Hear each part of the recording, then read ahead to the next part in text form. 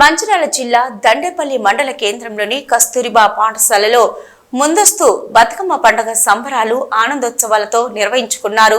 విద్యార్థులు తీరొక్క పూలను తెచ్చి అందంగా బతుకమ్మలను పేర్చి ఆడి పాడారు. ఈ సందర్భంగా పాఠశాల ప్రిన్సిపల్ మంచుల మాట్లాడుతూ తెలంగాణ సంస్కృతి సాంప్రదాయాలకు పట్టుగమ్మగా నిలిచి విశ్వవ్యాప్తి ఖ్యాతిని ఆర్జించింది బతుకమ్మ పండుగని అన్నారు. తెలంగాణ ఆడపడుచులు అందరూ ఎంతో సంబరంగా జరుపుకునే ఈ వేడుక ప్రకృతిని ఆరాధిస్తూ అనుబంధాలను గుర్తు చేస్తూ తెలంగాణ సాంస్కృతిక వారసత్వాన్ని చాటి చెప్తుందని తెలిపారు.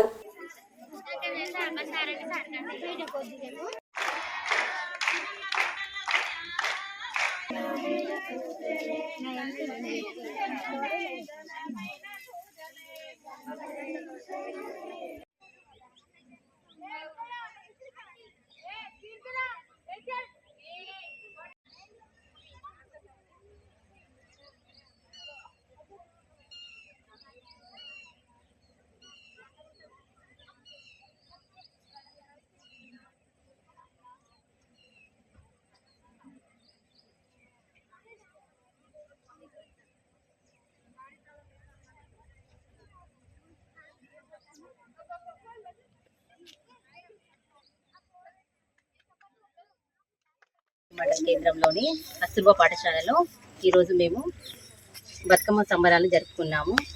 దసరా పిల్లలందరినీ బతుకమ్మ పండుగ సందర్భంగా ఇంటికి పంపిస్తున్నాము. మా స్కూల్లో మాత్రం ముందుగానే బతుకమ్మ సంబరాలు ప్రారంభమయ్యాయి. మన తెలంగాణలో బతుకమ్మ అంటే తెలియని వాళ్ళు ఉండరు. తెలంగాణ అంటే బతుకమ్మ, బతుకమ్మ అంటే తెలంగాణ. మన పూర్వీకుల నుంచి మన తెలంగాణ సంస్కృతిలో భాగమైనటువంటి బతుకమ్మ ఈరోజు మా స్కూల్లో జరుపుకుంటున్నాము. పిల్లలందరికీ కూడా మన సంస్కృతిని తెలియజేయడానికి వివిధ రకాల పూలను తీసుకొచ్చి మా స్కూల్లో పిల్లల చేత బతుకమ్మను తయారు చేయించాము. ఏ విధంగా బతుకమ్మ తయారు చేస్తారు, ఏ విధంగా ఆ పాటలతో, ఇప్పుడు ఏంటంటే మొత్తం డీజేలు వస్తున్నాయి, కాకపోతే పాటలతో ఇంతకుముందు ఆడపడుచులు ఏ విధంగా ఆడుకున్నారు అనేది పిల్లలకు తెలియజేయడం జరిగింది.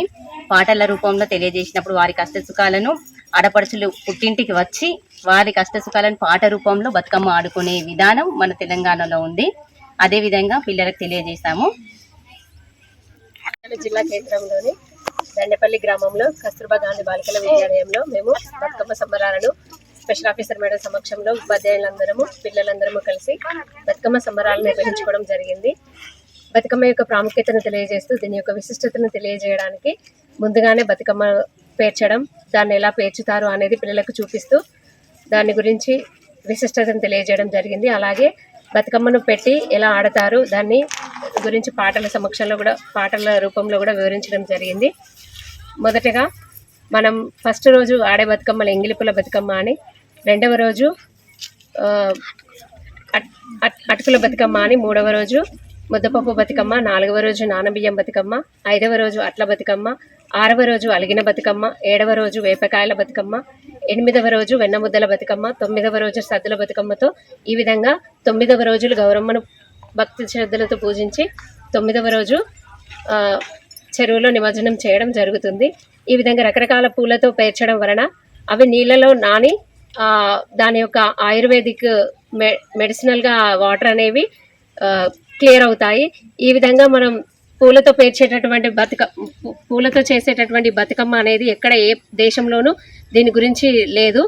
ఒక ఇండియాలో మాత్రమే ప్రశస్తంగా తెలంగాణలో మాత్రమే ఈ పూలతో ఒక బతుకమ్మను పేర్చి దాన్ని గురించి ఆడుకోవడం, మహిళలంతా ఆడపిల్లలంతా కూడా పుట్టింటికి వచ్చి చాలా సరదాగా బతుకమ్మ